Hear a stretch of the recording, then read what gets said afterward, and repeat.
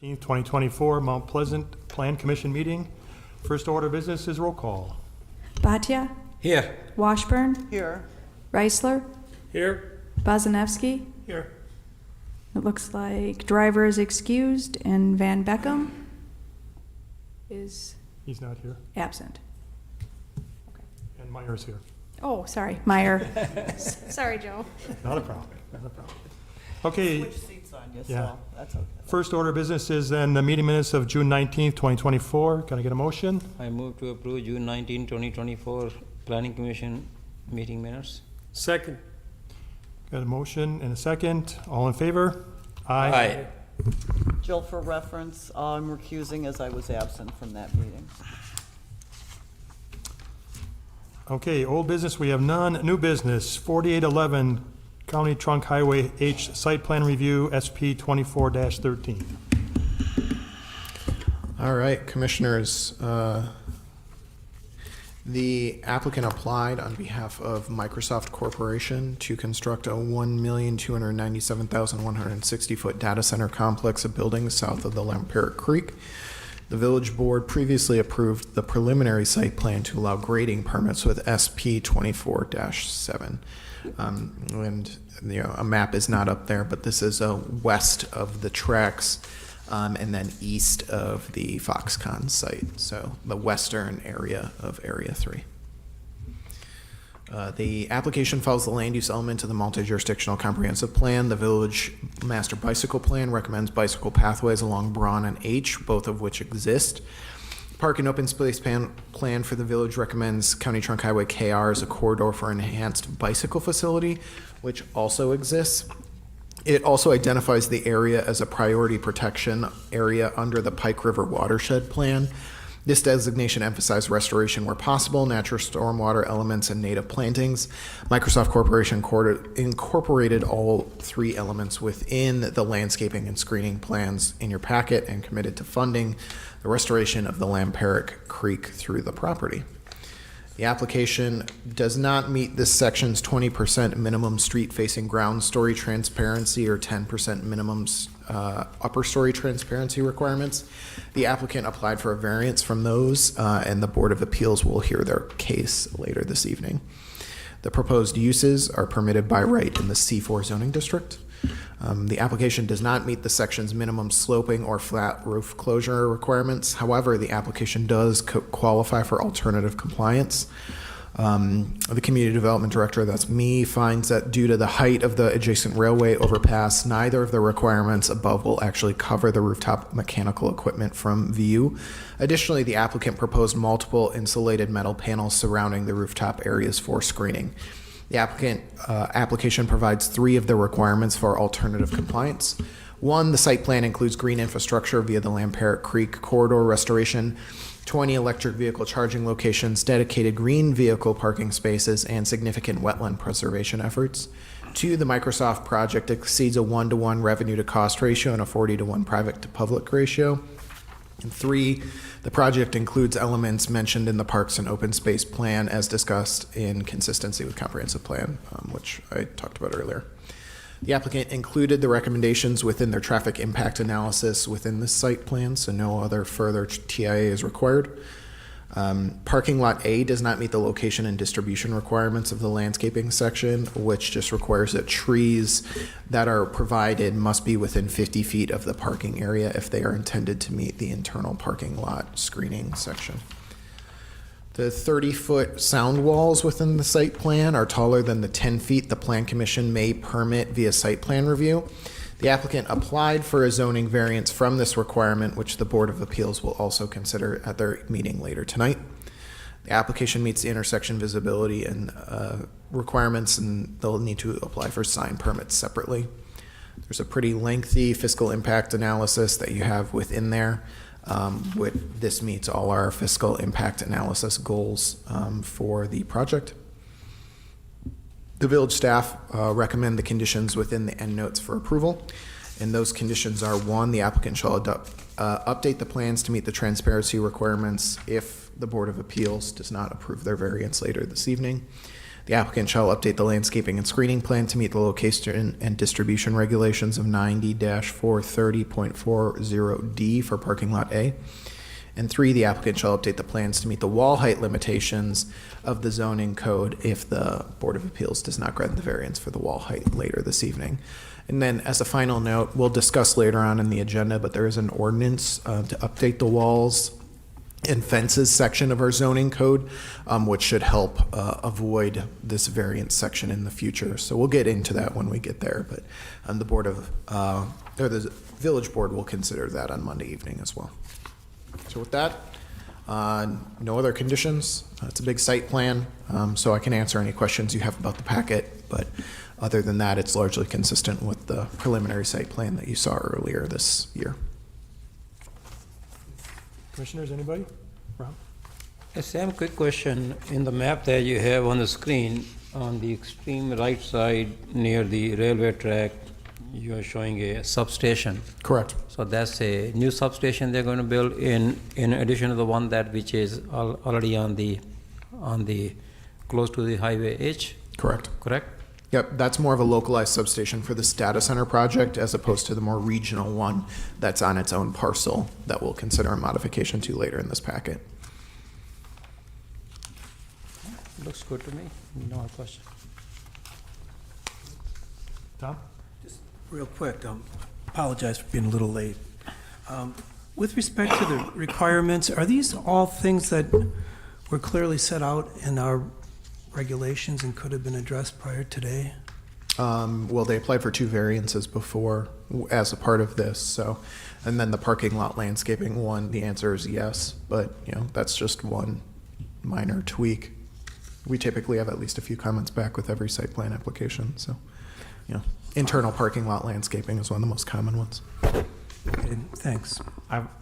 Just to add, I've always kind of stated that it's amazing that these applications are going under our normal zoning code. Almost every other locality, this would be immediate PUD kind of discussion. So, you know, a variance or two with our normal zoning code is probably working as intended, as opposed to going through a long PUD process. Yeah, I think it goes to show the flexibility that we've set up while still maintaining the standards that the Plan Commission and Village Board intended for the project site. It's also, I think, pretty notable that there's only 3 conditions on, I mean, you see the packet, and that's actually a pared down packet that you have in front of you. You know, the landscaping plan is chunked up into like 16 individual panels just to cover the entire site. So it's, you know, like 16 pages of landscaping plan.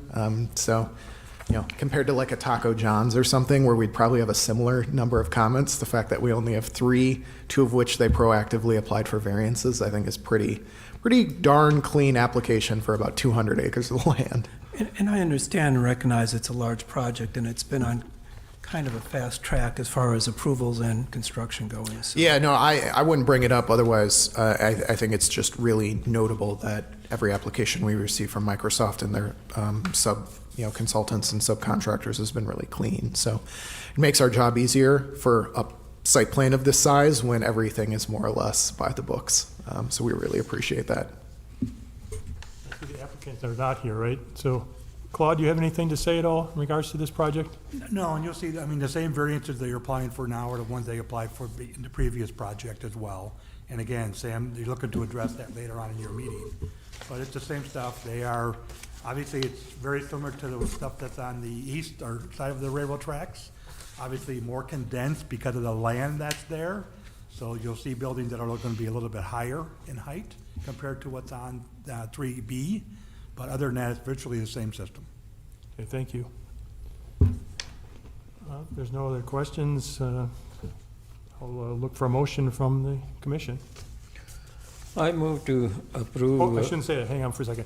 Anybody in the audience who would like to have anything to say in regards to this project as well? Sorry. Okay, go ahead, Rob. Thanks. I move that the Plan Commission moves to recommend approval of the 4811 County Highway H Site Plan Review SP-24-13, subject to the conditions for approval as presented. Second. Okay, we got a motion and a second. All in favor, say aye. Aye. Any opposed? It's passed. And then this will be on the village board consent agenda for Monday. All the site plans in this area have to go through board approval as well. Okay, the next item on the agenda is 4707 County Trunk Highway H Site Plan Review, SP 24-15. Commissioners, Kevin Lynch from ATC applied to construct an 8,960 square feet of new building area within the existing ATC substation property. The application follows the land use element of the comp plan. The same bicycle considerations from the previous application exist. All the pathways are out there already, and the park and open space plan considerations are the same. This designation emphasizes, those natural stormwater elements and plantings. This is notable. It is north of the creek, and none of this site plan expansion will fall within that 75-foot buffer for the creek restoration area. So that'll be protected. SB 2415 complies with the base district regulations. The proposed uses are permitted by right in its zoning district, which is actually P1, not C4 as designated in your packet. The application does not clarify the exterior facade materials on the architectural plans. However, the applicant did submit follow-up for this comment between last week when you got your packet and this week, and the buildings are made of an architectural metal panel, so they do qualify under the ordinance. The application does not meet the minimum roof slope of 512, and due to the utility building nature of it, the applicant has indicated they're going to apply for a zoning variance from the roof slope. And they specifically engineer the buildings to meet higher wind speeds than normal buildings, so they're pretty particular about the roof sloping requirements. So I just ask that, condition number 2 acknowledges in your approval that it could be subject to a variance application from them next month. The 24-foot sound walls are taller than the 10 feet the Plan Commission may permit via site plan review.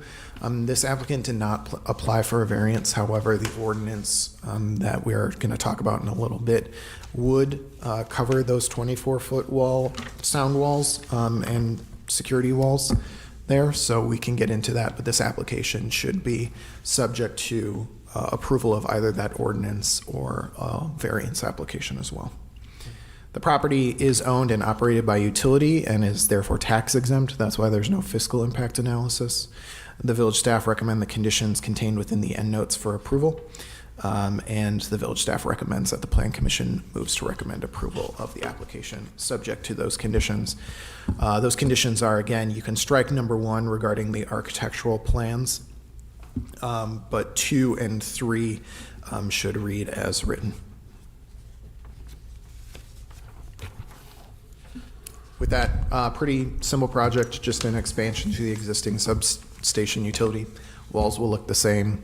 Utility structures that are unoccupied 99% of the time are out there as well, and it'll basically look like an expansion of the existing one out there, so pretty short and sweet. Any questions for me? Anybody? Any commissioners? Have any thoughts, questions? No?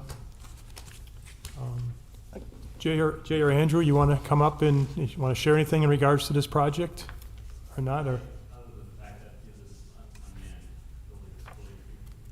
why don't you come up and Jay? Thank you.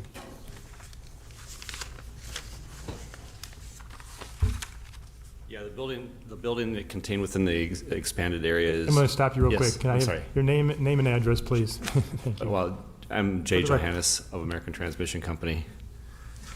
Address, my home address, or? No, or business. Yeah, it's W234 North, and North 2000 Ridgeview Parkway Court in Pewaukee, Wisconsin. Wow, that's quite an address. And I don't, usually I don't.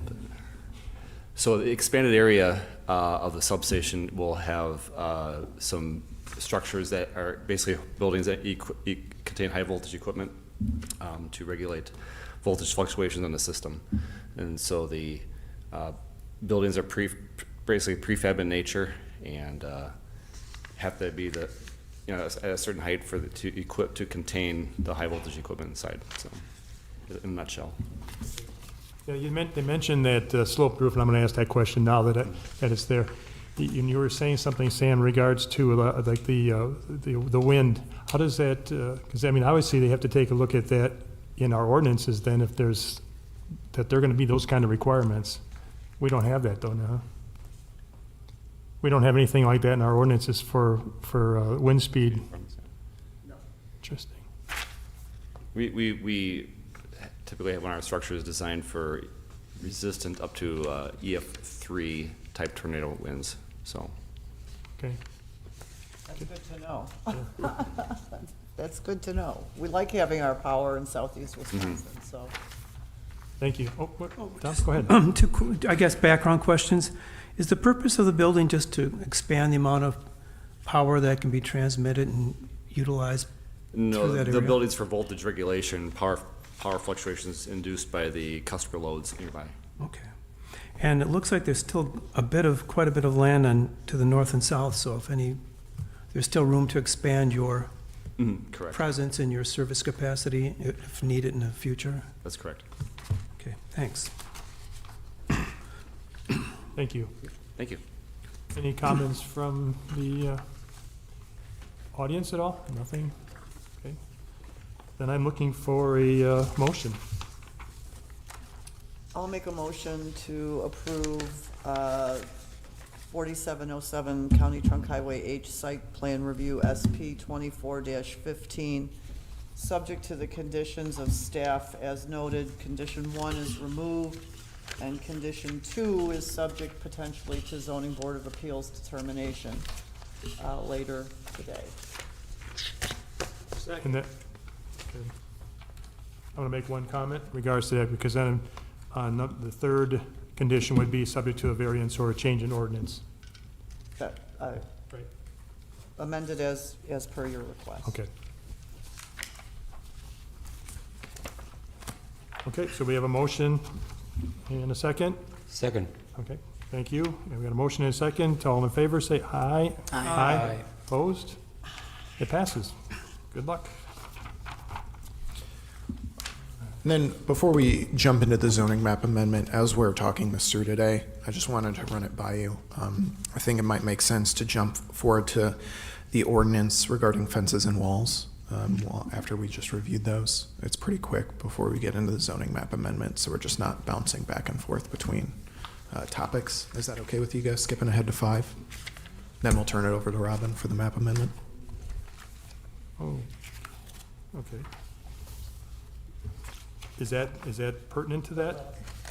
Yeah, the ordinance is regarding wall height, and it was largely in review of the fence and wall height, and largely a review of the applications that we just talked about. So I thought just close the loop on that discussion before we Okay. kick it over to it. Okay, Pages. we're just gonna push the other folks back then? Okay, Yeah, that's fine. this one shouldn't be too long.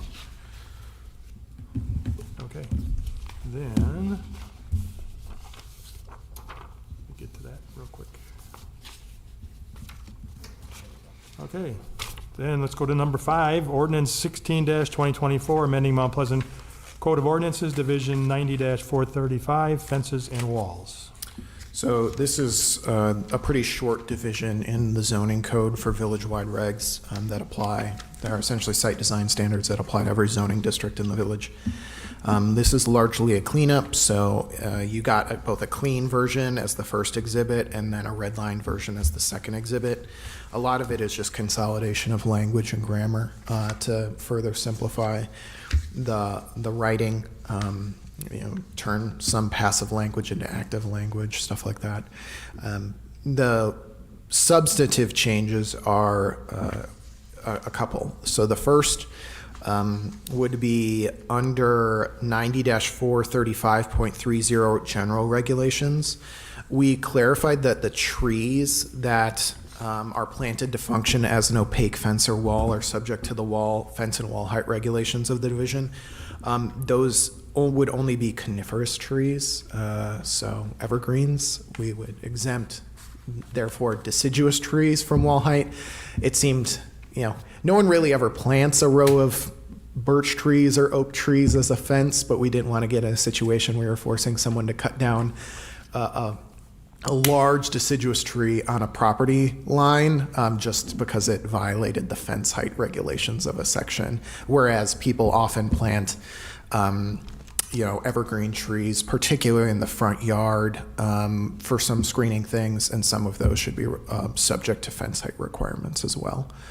We're not out there busting people for this all the time, but in talking to Robin, he has actually used this to mediate some neighbor disputes over view sheds and evergreen trees on the property line. So we just wanted to make it specific that we weren't forcing people to cut down their 50-year-old maple because it could be considered a fence.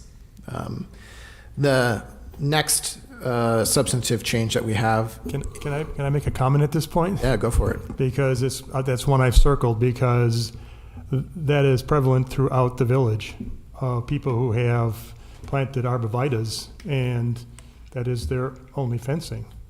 And those things grow to 15 feet easily. And I don't know why you would do that to block that from, unless it's interfering on another person's property. I don't quite understand the reasoning behind it. Yeah, essentially we don't. That's from the original zoning codes. We didn't add trees at all. It was all been in there since 2020. Robin, are there a couple examples that you can give? Yeah, so this is for, people use arborvitaes and whatnot as screening. This is a little bit different. So there's an opacity requirement. It's got to be almost completely opaque. Anything under 50% doesn't count. Deciduous trees don't count. What this is trying to avoid is hedge mazes. You can't put a hedge maze wall along a property line for all the reasons why you can't put a fence wall above 6 feet. So it's 6 feet, and then there's 50% requirement from 6 to 7, and so on and so forth. It's just for all the reasons you can't build, a 20-foot wall along along the side of your property. You can't do it with vegetation. And so the opacity requirement is actually kind of a key point here, because it's pretty hard to get 100% opaque.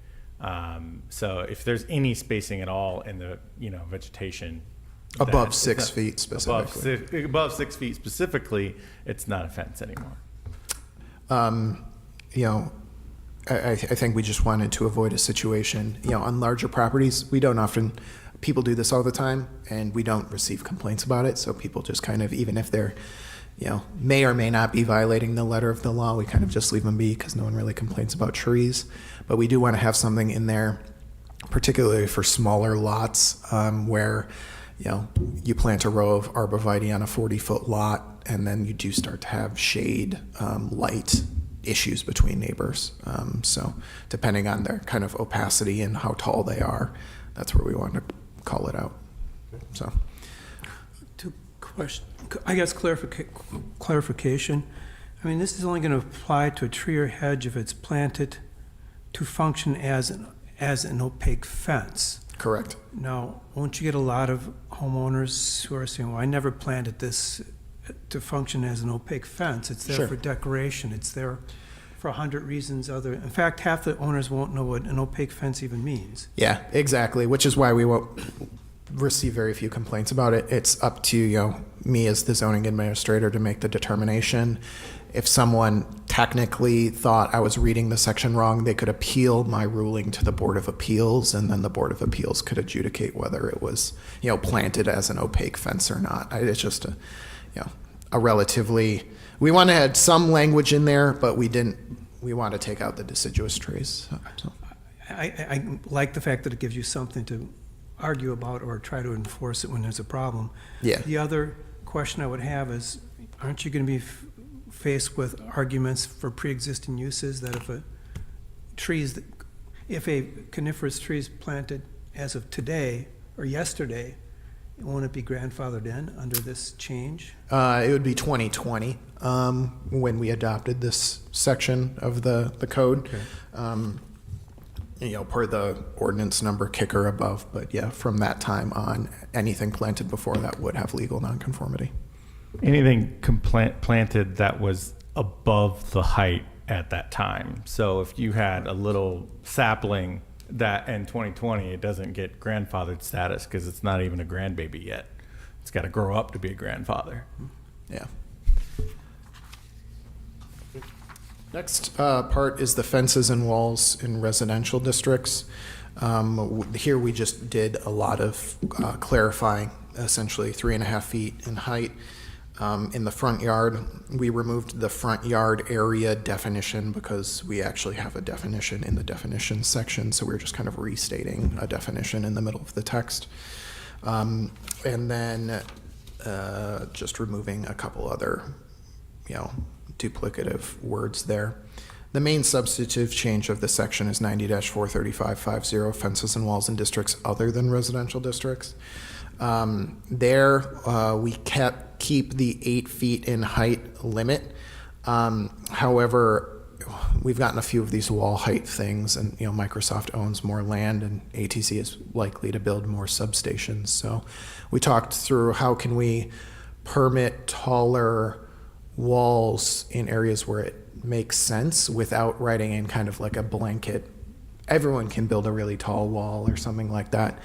So when we were talking it through, we actually already have an administrative or an alternative compliance section to the landscaping code.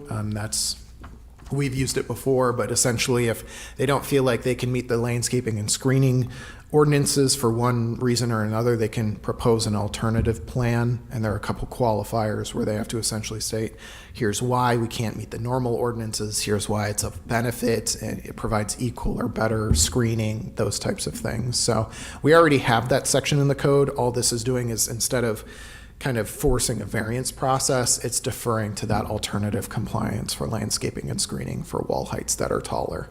Specifically, one of the things that's mentioned in that alternative compliance section is utilities. So ATC wouldn't need to apply for a variance because utilities are already considered something that should be kind of considered for alternative compliance because their needs are obviously generally different than your average, commercial building user.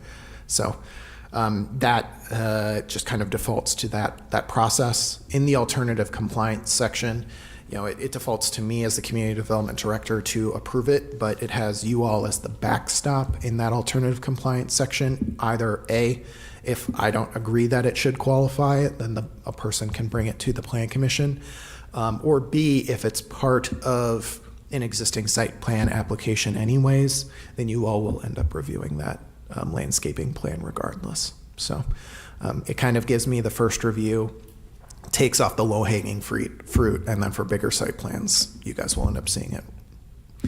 And then the last section is the materials section for those battery-operated fences. That's, again, just me consolidating some of the language. We didn't actually change any of the regulations there. So mostly a cleanup except for those coniferous trees and the alternative compliance for taller wall heights when they're used to meet screening obligations in the code. Nancy? Just a couple questions for you. For 90-435-30, the general regulations, how are you going to see this regulation? Or is this something that the building department and the building inspector issuing permits will be regulating? Both of us. So when someone submits fence applications, both we review it for zoning compliance and the building inspector signs off on the permit as well. So it's a double layered review. Okay, and so what I'm trying to understand is in the specific case of arborvitaes, because they are a tall, narrow tree, they're all over the village. Mm-hmm. I certainly understand, not blocking vision triangles, not blocking certain accesses, road views when you're turning in and out. What is the problem if somebody in their backyard, even on a small lot, wants to plant a row of arborvitaes because they want it for screening? And you mentioned something about as the trees grow, there are light differentials that occur. Yeah, essentially we don't want, particular on narrow lots, the ability for someone to plant a row of them acting as a fence that would function as a 15-foot wall. I mean, you all would probably not like us to permit someone to put up a 15-foot fence in their backyard. This is the same logic. It's functioning the same for the same reason. Just So one's a another- tree and one's a structure. But the opacity requirement that Robin was talking about is an important kicker. Most of the times when these things are planted, even if they are 15 feet tall, they're mostly opaque within the bottom 6 feet, but they get pretty narrow as they get taller. So we wouldn't consider it a fence blocking for opacity if it's less than 50% opaque above 6 feet. Seems complicated to me. Okay. It's it like, just I seems- don't want you to overly focus on it. This is one of those sections where we're writing it in just to kind of cover our butts, but it's probably never going to be, dealt with too much. And if it does, I get to make the call, and if they disagree with me, Board of Appeals can rule on it. So, I guess what I'm thinking of is the people that live in existing homes that, there's a change of ownership and they're redoing their landscaping, and there's no reason for them to come to us for a permit of any kind. yeah, then we wouldn't hear about it unless someone complained. So Like that's- any other building zoning regulation, someone puts up a shed in the backyard, that's like a little plastic Costco shed. 9 times out of 10, we're not going to hear about it. But if someone complains, or a building inspector and assessor is out on the property and they notice that it's there, then if it's an issue, we can, have some regs to make them, move it out of an easement, or in this case, thin out the upper parts of the trees so it's not overly shading a neighbor's yard, that type of thing. Okay. My second question is under .50, the fences and walls. Do you see a lot of other areas other than the Wisconsin Valley area where we're even going to have to worry about these tall walls? There are other utility stations throughout the village, so I would say it's not completely isolated there. That is the main use case, but it's not 100% isolated to that area. Because a lot of these zoning changes that we continue to make as we get the Microsoft and ATC projects in are specific to that zoning, that. It's not district. specific to that zoning district, be clear. There's other areas with the C4 zoning designation that are outside of, TID 5, so. Just didn't know if it was easier to just to amend that one area. It's not. We or like universal as long as we standards have- because, it's easier for us to write like a little bit more detailed universal standards than apply area-specific zoning. Because this area of the village is like, 5 to 10% of the entire village. So it's not like a single site Big property 5% like though. PUD. Like it's Big 5%. a couple square miles. So, but I understand. also, I think an important consideration here is, ATC is a utility. They're charged with specific security standards for public service, so it makes sense there. It might appear in other types of utilities like stormwater or water facilities or other things throughout the village as well. But then on top of that, there's also cost consideration. We don't expect to be approving a bunch of 24-foot walls because, or 30-foot walls in Microsoft's case, because, the vast majority of users are not going to want to pay for a couple thousand linear feet of 30-foot wall.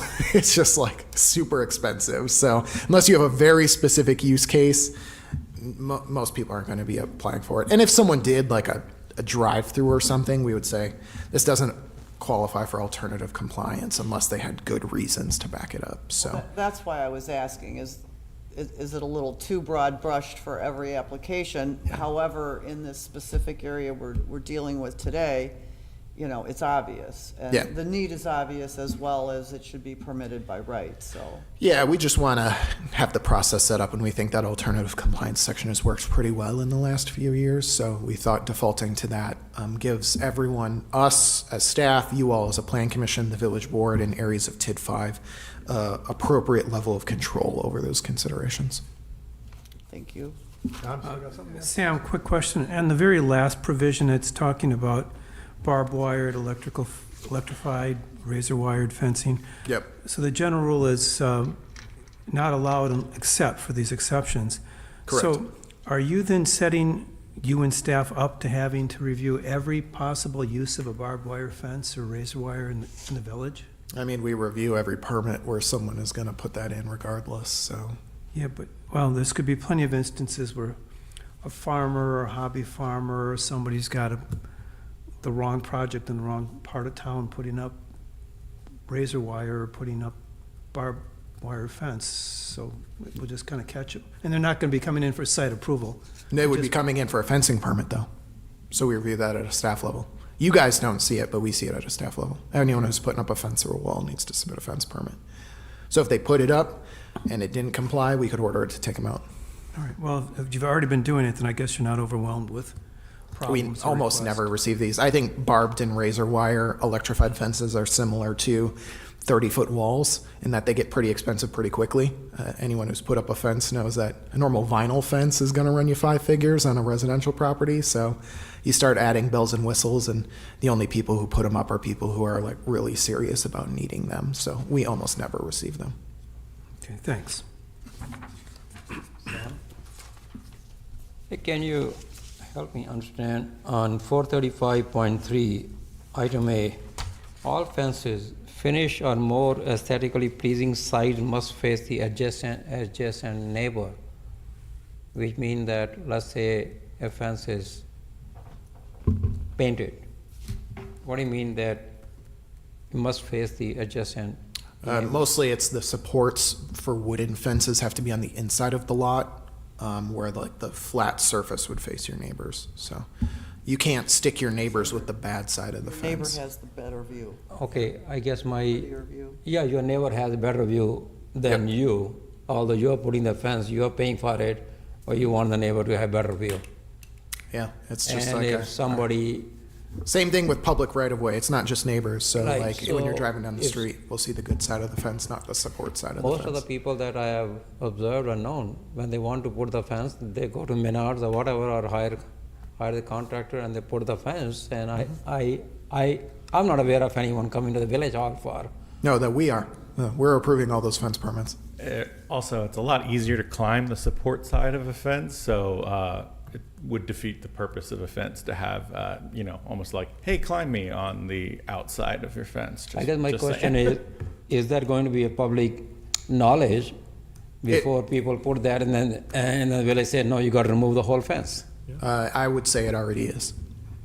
And it's common practice as well. Any fencing company that submits a permit, that's just the general assumption is that the supports are on the inside. Unless someone springs for a very expensive double-sided fence, you can always put a nice side on the inside as well. It's just in a lot of extra lumber for the most part. So some people pay to do that. A lot of vinyl fencing is automatically double-sided where the supports are in the middle, but for those cases where it is a single-sided, it's always been the case that the good side has to face the neighbor. That was previous to even this zoning code. Fences have always been that way in Mount Pleasant, and they are in 99% of communities. I was gonna say, you've just done some wordsmithing here, but the way the previous code was written stated that same thing. Yeah, in my experience, all the reputable fencing companies just advise that of their clients off the bat, because that's just how things are done everywhere. Yeah, we did that down in Posing Park, the village did. We put Yeah, the good side out, you have to. yeah. I know, but I was just kind of thinking of a regular, homeowner who doesn't know these codes, and they go and they don't hire a contractor because the guy's a handyman. He goes and buy the material and puts the fence, and then Well, if he gets a village says- permit, then it'll be listed in his permit. If he doesn't get a That's the- permit, then he's subject to having to rip it out and turn it around. Yep. And we have done that once or twice. It's not unheard of. It's just very rare. it shouldn't happen, but because if that happened, we will get the call. Well, you can As tell a him to trustee, read I know, I know. 90-435-. Not us. You keep that. You'll get the call. Let's just clarify that. I'm talking to Nancy. I'll refer to the code. Here's the code. You didn't get a permit. You need to do that. I mean, we're laughing about it, but it does happen, but you want to make sure, as we did in our previous code, to make sure that the neighbors are also protected by the Sure. fencing. Yeah. And people that put fences up typically want to do that for their own privacy or for keeping their dogs in. So, they're willing to, that gives them that extra brace to hang Sure. plant hangers off of and Yeah. bird feeders and, Yeah. Yeah. And again, the whole purpose of us cleaning this up, it's such a short section that I took, a pass through the entire thing just to kind of clean up this language. But The real, impetus of us taking a look at this section was us receiving multiple variances for wall heights for the Microsoft and ATC projects. When we receive one, we always kind of make a mental note of it, and when we receive more than one variance application for the same thing, that's when we start reviewing our ordinances to say, hey, is there another way that we can approach this individual topic? So that's where this came from. Makes sense. And I'll make sure, Ron, when we get phone calls about it, that I give them your number. No. Make sure they know you're the expert. I'm going to forward the number to Commissioner Van Beck. There you go.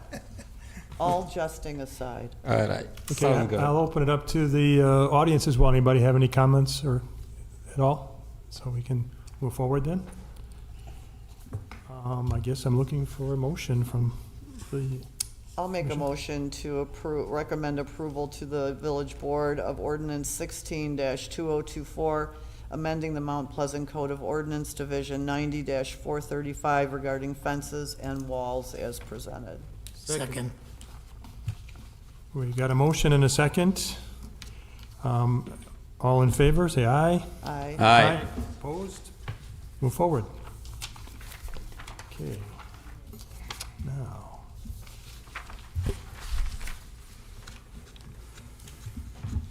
Okay, back to number 3. Ordinance 17-2024, South Green Bay Road zoning map amendment, ZMA 24-6. All right. Hello, everyone.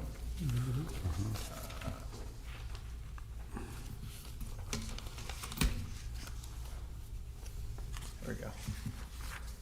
Was not cooperating there for a second. Okay, so this is 17-2024, South Green Bay Road zoning map amendment. I guess permission to consider both this zoning map amendment and the conditional use together. That'd be item 3 and item 4. They have to go. They're on together, so yeah. Okay. I'm sorry. Yeah, they're listed separate on the agenda, but they're on the same project. Oh, well, yeah, well. Right away the same. Yeah, right away. Yes. So, Thomas Stachowiak. Stachowiak. All right, good enough. I mean, I apologize. Applied to rezone this property from RL1 to RH1 and for conditional use for a 32-bed CBRF, which is community-based residential facility.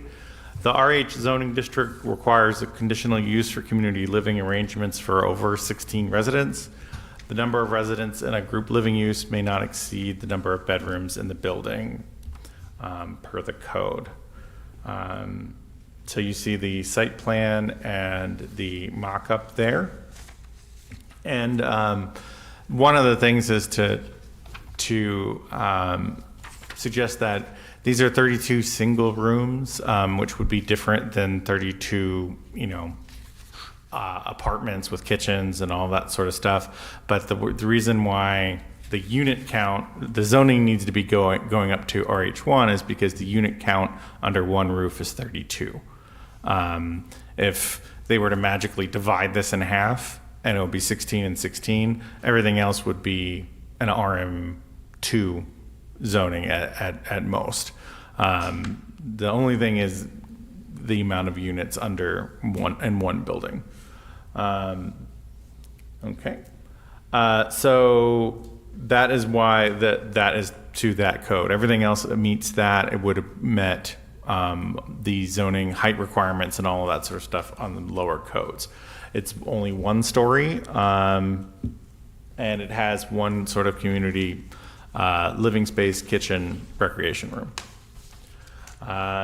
They've already asked WisDOT as far as entrances and access, and they were willing to accommodate whatever WisDOT requires of them. When I've talked to WisDOT about this site beforehand, for another proposed use, they were willing to do a right-in, right-out mid-block, but otherwise would only prefer Graceland to be extended. It has on our long-range plan the extension of Graceland to the next street over, which is Newman. The likelihood of that ever happening is slim to none. Graceland was proposed as a collector street, and it's basically sitting right in between two property lines. So you would need basically control or to take eminent domain from 4 different property owners in order to put that in as it's laid out. So not likely. So going to, we can comment on the draft site plan that exists, but the site plan, anything about the site plan is going to be reviewed on the site plan review process.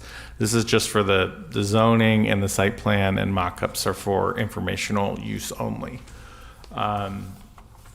As far as the regulations concerning the conditional use permit, you can, read all of those as they're the standard ones. The draft site plan indicates that it will meet the specific use requirement that there's one room per resident. The basic conditional use requirements are considering detrimental to public health, safety, general welfare, whether there's appropriate municipal services, whether uses, values, and enjoyments of other property in the neighborhood established will be substantially impaired, whether it'll impede the normal and orderly development of improvement of the surrounding property, whether there's adequate utilities, access roads, drainage, parking supply, internal circulation, and whether measures have been or taken to adequate ingress and egress, and then finally whether the conditional use conforms to all applicable regulations. So pretty much standard stuff that you guys consider in any site plan review, but just kind of spelled out. We as staff think that the application as submitted does comply with those. Let me go ahead. So I mentioned WSDOT. Village staff believe this is a fairly good location for a CBRF and it might be actually the highest and best use because it places mobility limited people near the Washington Avenue Green Bay Road commercial node. Additionally, this site is good for infill density and the residents won't actually have that many cars. So there's not going to be a lot of traffic going in and out because they won't be driving. And we also feel that it's a good size and scale. It's not any taller than any of the houses nearby. With that being said, I'm willing to take any questions. Also, if you have any questions of the applicant, go ahead. I have a question for the applicant. Are they going to be owner occupied or the rental units? I think that this is a rental property, but they can speak to that. They're all, because it's one building, I don't think it would be doing. I see that all they have the bedroom and the bathroom and then the common area for the kitchen and so forth. Are they, and I'd be happy to yield the floor to them. Are there any questions of me? I do, in regards to the parking, as far as the number of spaces, it looks like there's 10 total parking spaces, which would include, I'm assuming, probably at least 2 for employees, I guess, at a time. I don't know if we can get that from them as well, but as far as when you say, well, they most likely aren't driving, but that doesn't necessarily mean that they aren't driving, correct? There's parking in the back. I think it's almost a requirement. They can't they're actually required not to have their own personal vehicles on site. They can't have one on site. But I'm not, that's a policy for their facility, not our requirement. So our requirement on a CBRF is pretty low as far as minimum parking requirements. Yeah. The main thing is the fire access that they have in the front, the emergency vehicle access. The requirement in the code is 1 parking space per 4 beds for a community living or group living. Okay, thank you. And I see there are parking spots out and back now for the employees. I see that now. Okay. I will yield to the Anybody else applicant. here down here? You're all good? Anybody else with me? Yeah. As of right now, the neighbors have not been contacted yet. So they haven't been contacted by the applicant. We have contacted them as far as what is legally required of us, and I have gotten 1 mail from the neighbors. basically concerned about, they raised concerns about the setbacks, whether the trash enclosure will be inside or outside, the lighting of the site, as well as additional screening. They didn't raise any concern. They raised some concerns about traffic, but nothing too much on the density or height. But, you know, I have been contacted by neighbors.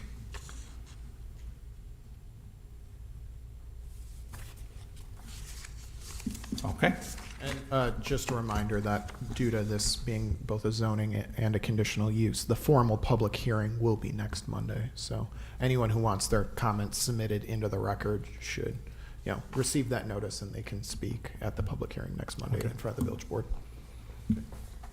Do we have any other CBRF in the village of Mount Pleasant? Because I'm not aware of that, and I'm just curious that. We had approved one just last month next to the medical facility on Green Bay and Braun.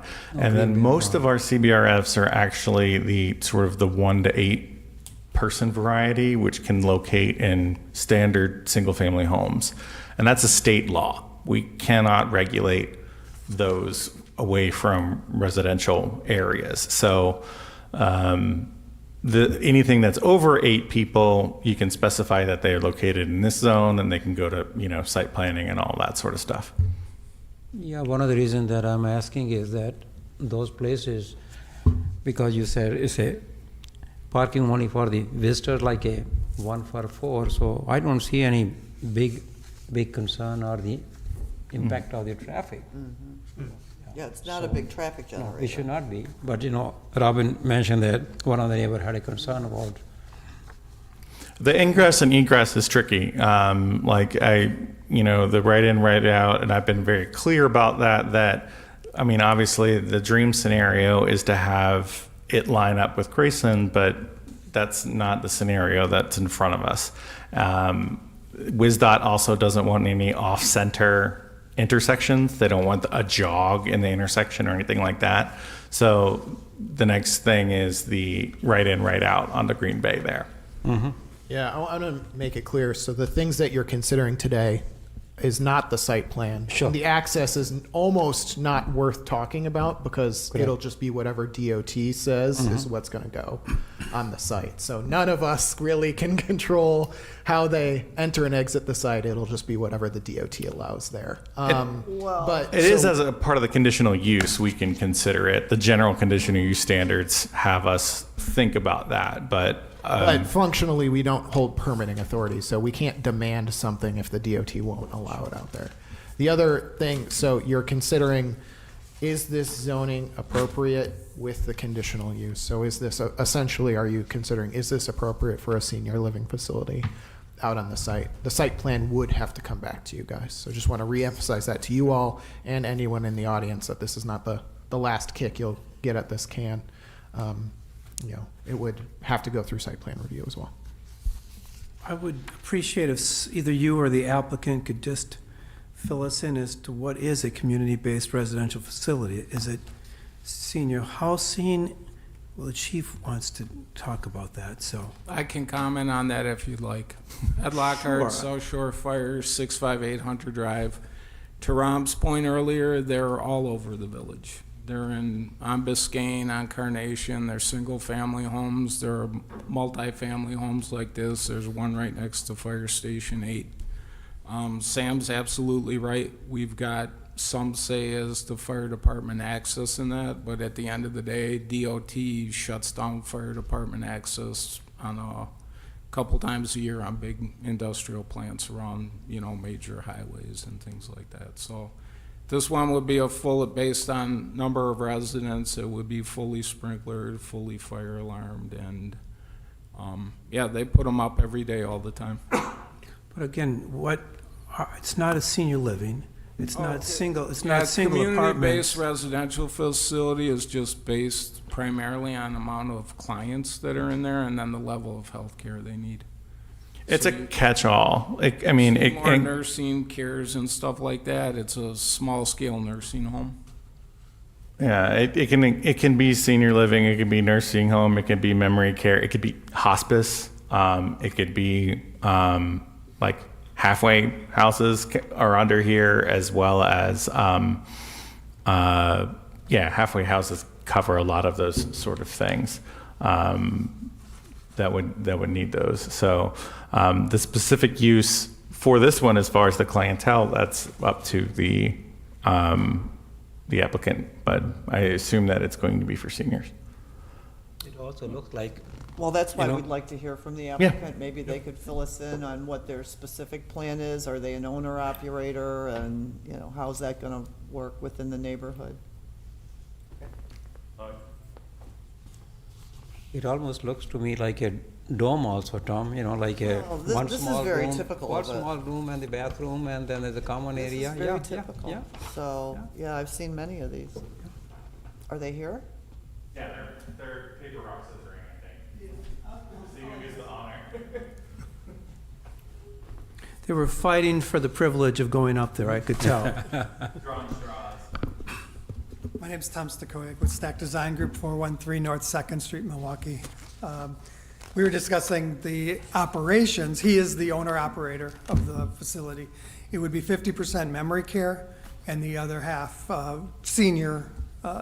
No intention for halfway house or any other type of adult resident senior care is what it would be.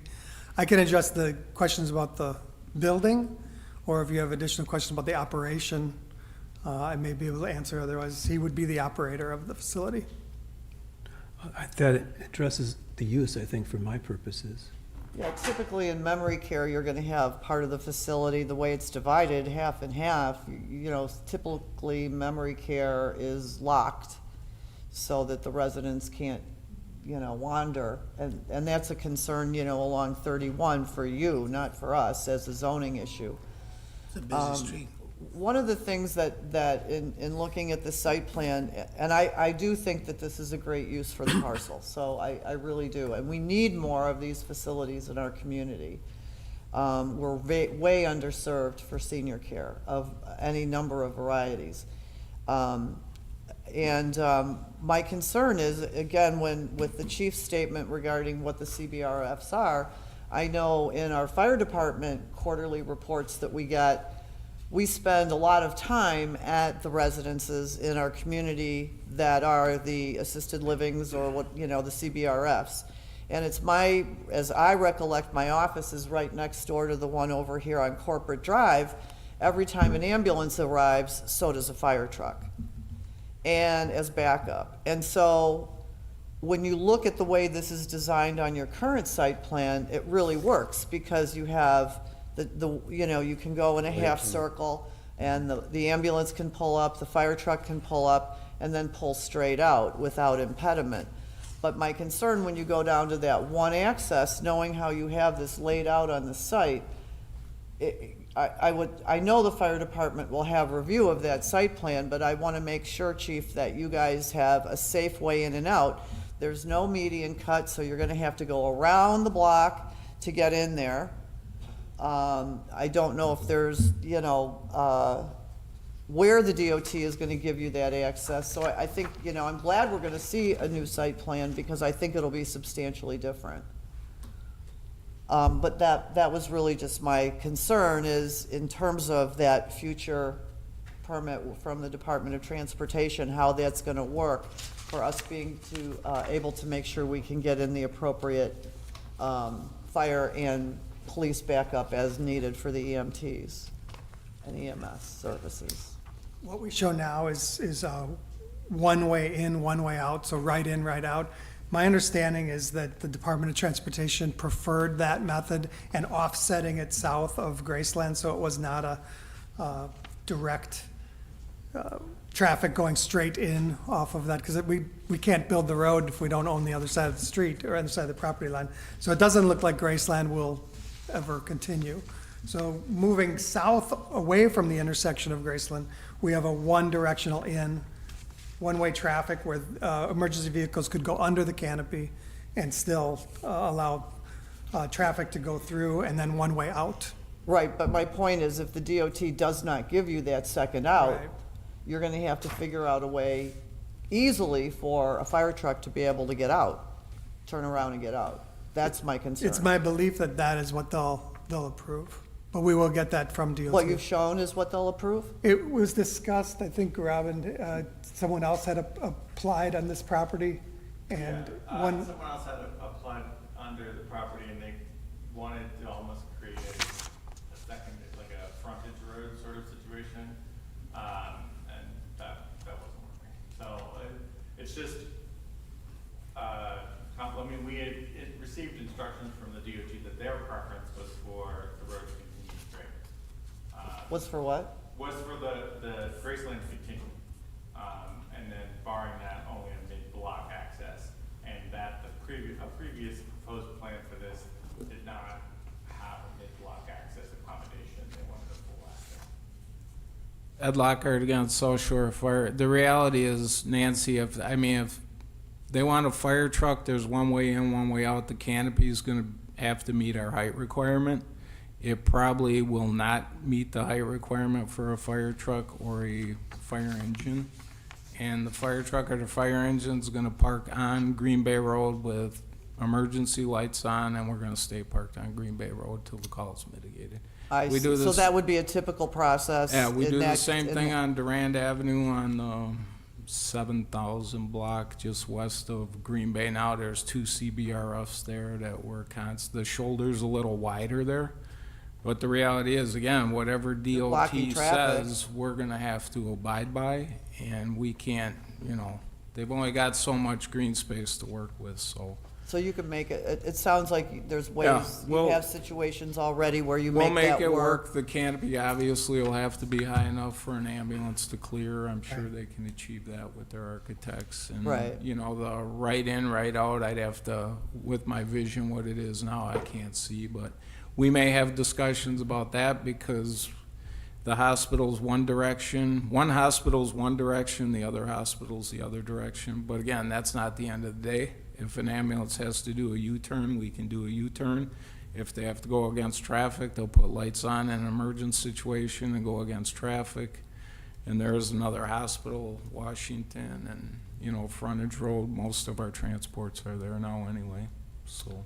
But we'll definitely look at the site plan closer. We'll make sure it meets our needs as well as it can, and we just realize that they're limited and we're limited to, how neat and clean it can be. Okay, thank you. Yeah, Yep.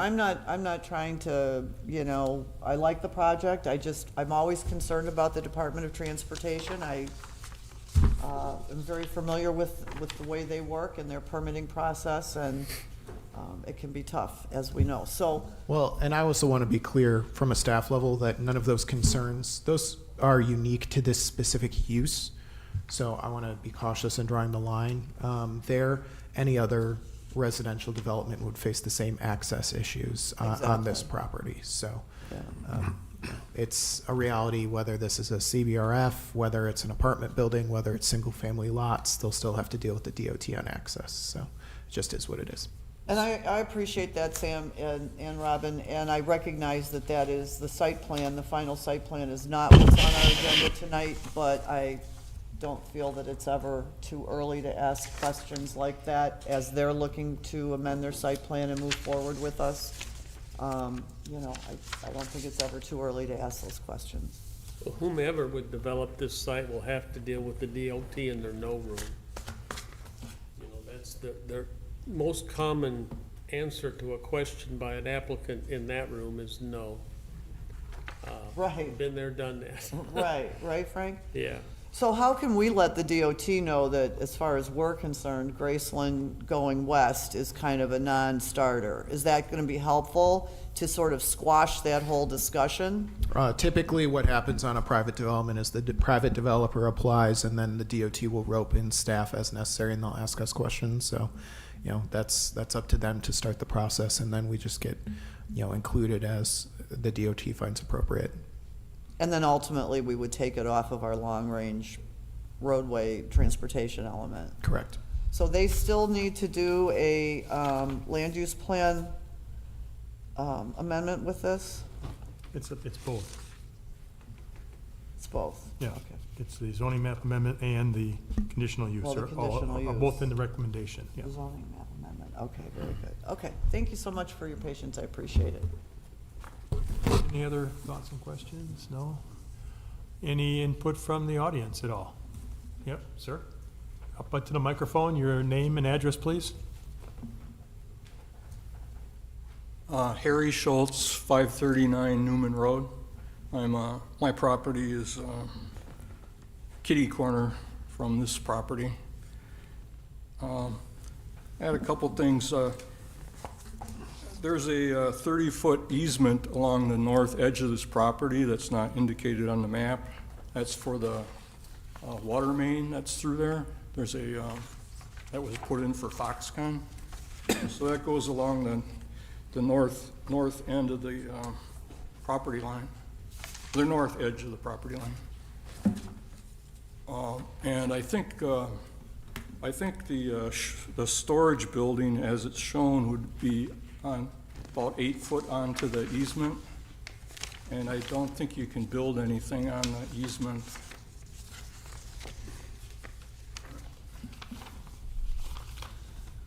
Now, Sam, that would come to us in the site plan, correct? Yeah. That would have to show up on there on that map and, Yeah, we require a survey as part Okay. of all our site plan reviews. So Okay. I would say everything that you see on the map is subject to change. They're not approving what you see in front of you. Right. They're just approving the use. Yeah, but why not the zone.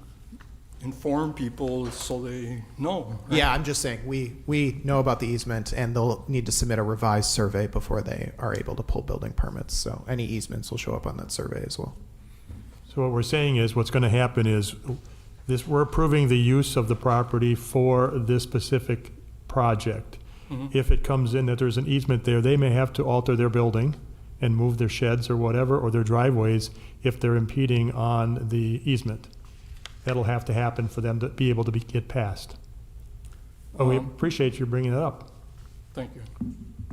The other thing is, I don't like the storage building being within 5 feet of the property line. I mean, all the nice parts of the development are at least 10 feet away, but the storage and the,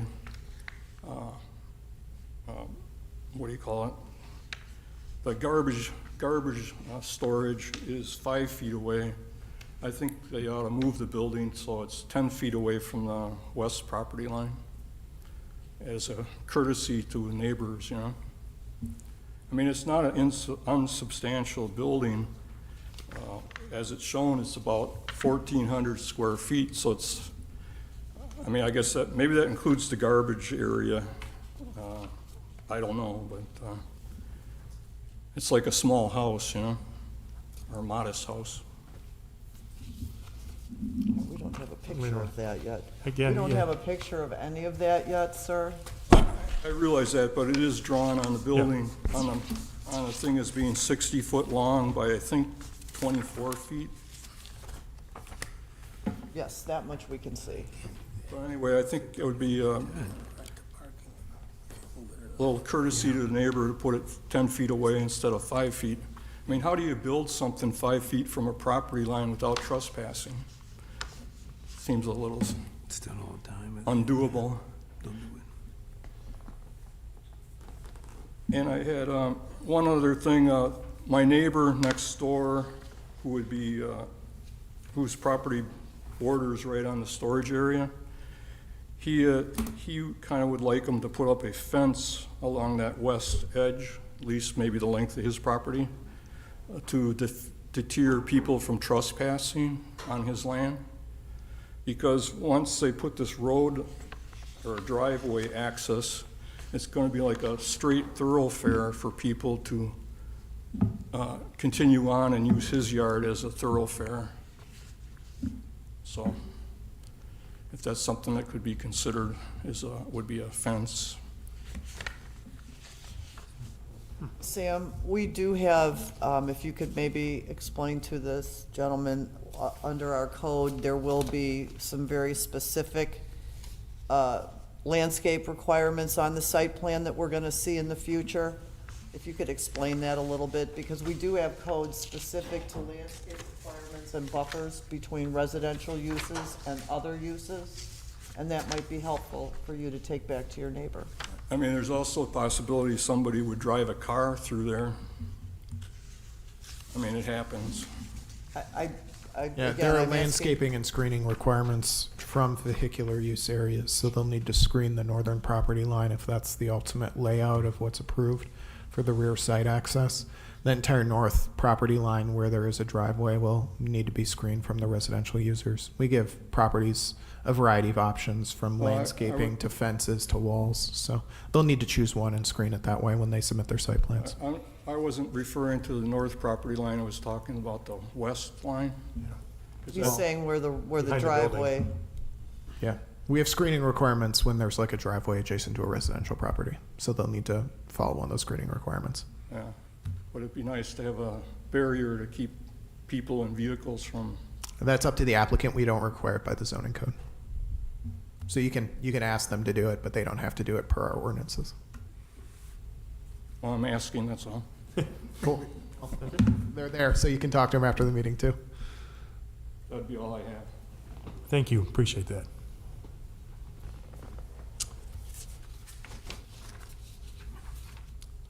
Okay, anybody else? I guess, any more questions from the commission?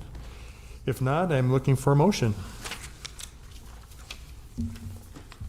Commissioner, I would make a motion to approve ordinance 17-2024, South Green Bay Road zoning map amendment ZMA-24-6, and the South Green Bay Road conditional use CU-24-3, subject to the recommended conditions. Second. Okay, we got a motion and a second. Any other comments, concerns? Not, if not, I call for a vote. All in favor? Aye. Opposed? No. Good luck.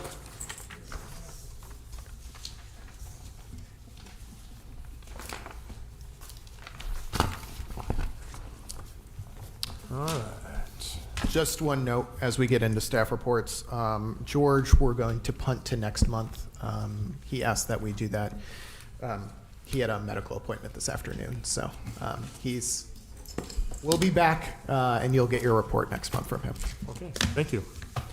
That takes care of the Parks and Rec. And then we have Robin Palm for the Q2 report.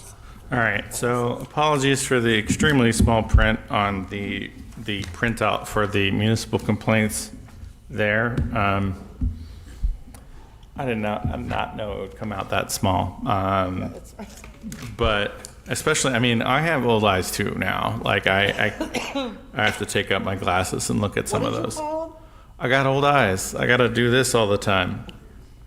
did he say old eyes? Old eyes, yeah. On public record? Well, as in I have, like, I mean, I'm not saying it's a bad thing. It's just a fact. Never mind, Robin, it went Okay. over your head. Yeah, probably. You're not an old person yet, so you just have old eyes. It says you. Doesn't get any better when you get older. They play stuff from my high school on classic rock radio now. And you know, it's a whole thing. Okay, so first off, we're going to start with the actual just the zoning permits. Here you have the certificate of occupancy.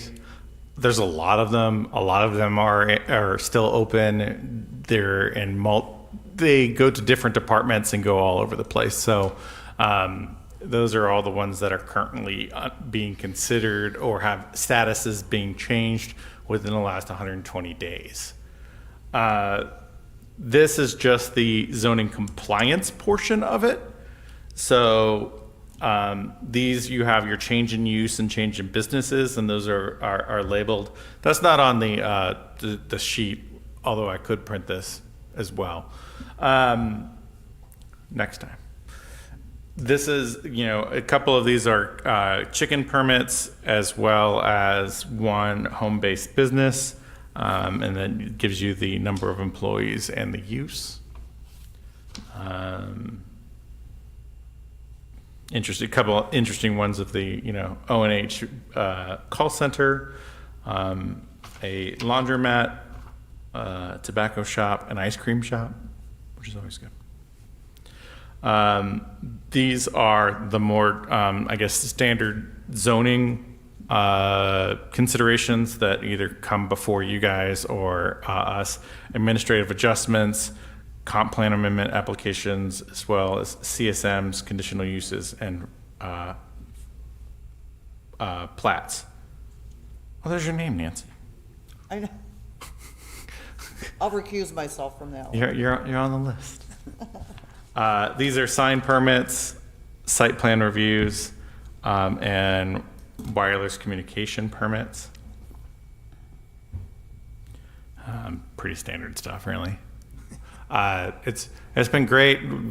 Ever since the sign permit update of years ago, getting rid of temp sign permit requirements.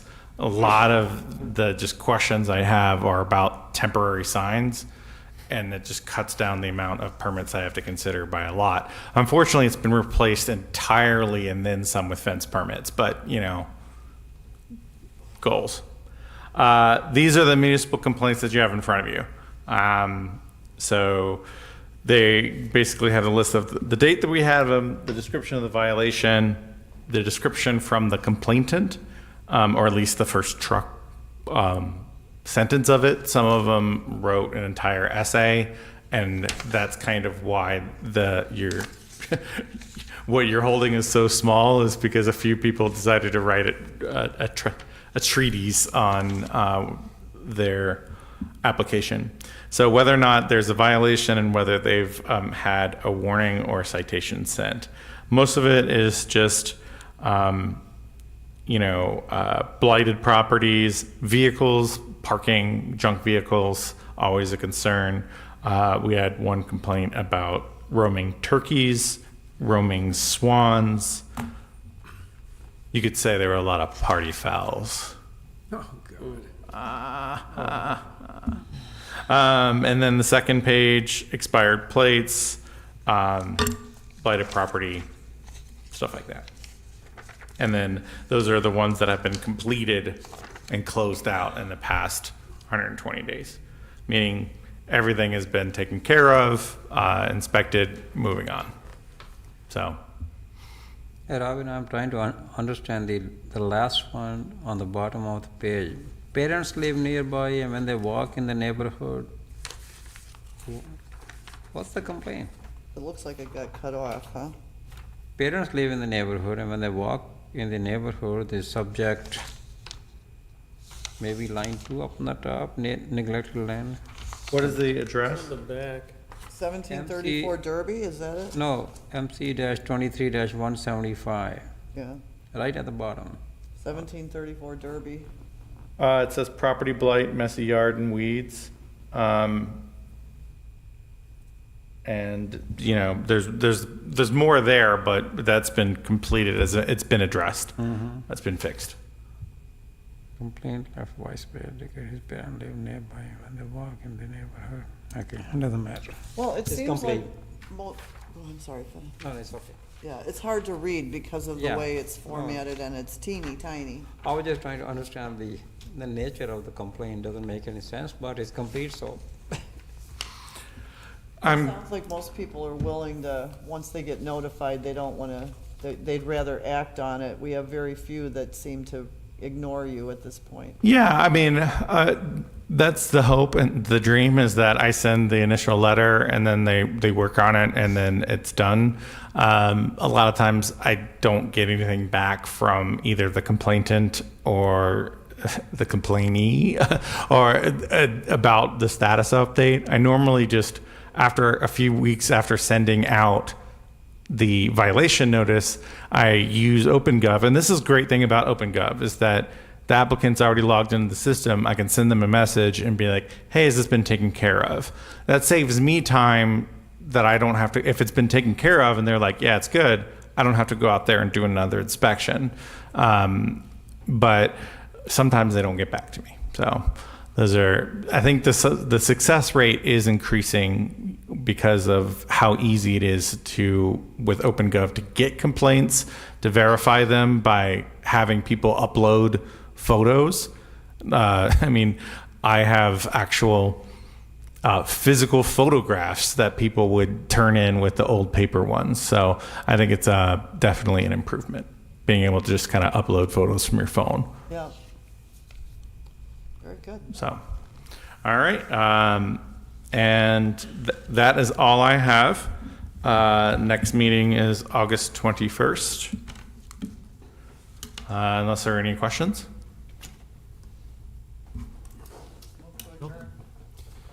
Got a motion to move to adjourn? Second. Motion and second. All in favor, say aye. Aye. Opposed? Somebody wants to stay? Under 80 minutes, y'all. You guys are champs. $60 an hour, not bad.